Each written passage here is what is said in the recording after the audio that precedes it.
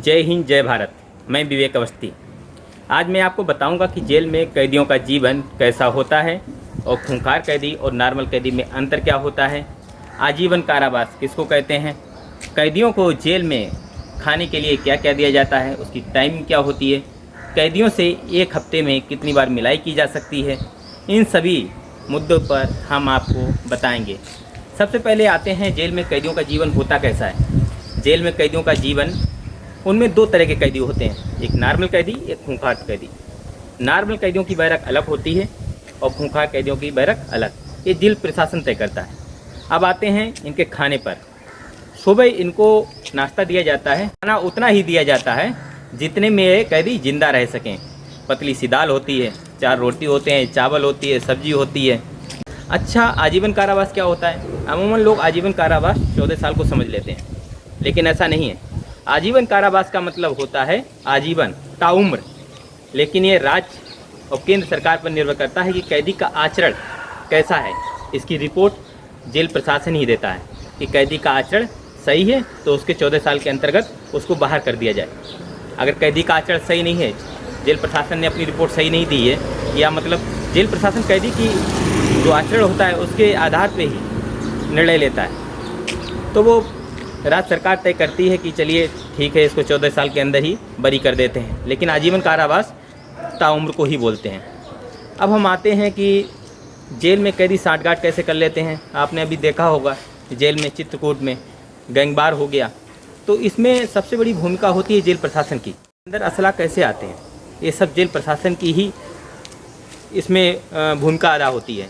अभी देखा चित्रकूट में 2 लोग मारे गए, दोनों में गैंगवार हो गया। इसकी जांच हालांकि अभी चल रही है।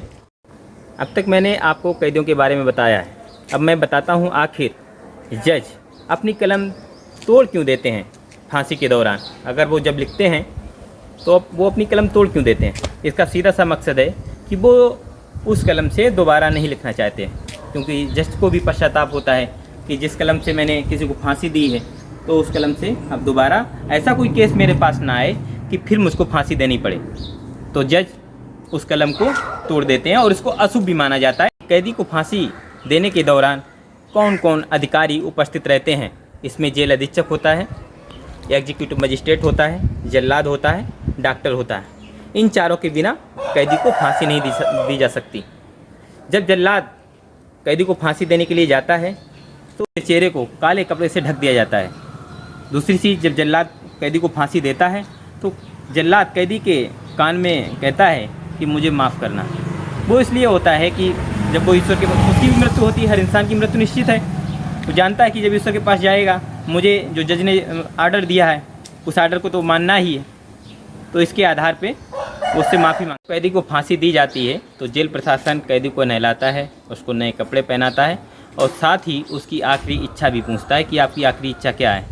अब आखिरी इच्छा है तो नहीं बोल सकता कि मुझे विदेश में घूमना है। आखिरी इच्छा ये होते हैं कि उसे खाने में क्या चाहिए लास्ट टाइम, या उसको किन लोगों से मिलना है।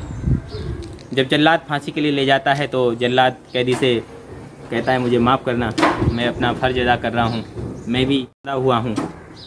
और कैदी को बोलता है, अगर कोई हिंदू कैदी है तो उसको बोलता है जय श्री राम, कोई मुस्लिम कैदी है तो उसको सलाम बोलता है।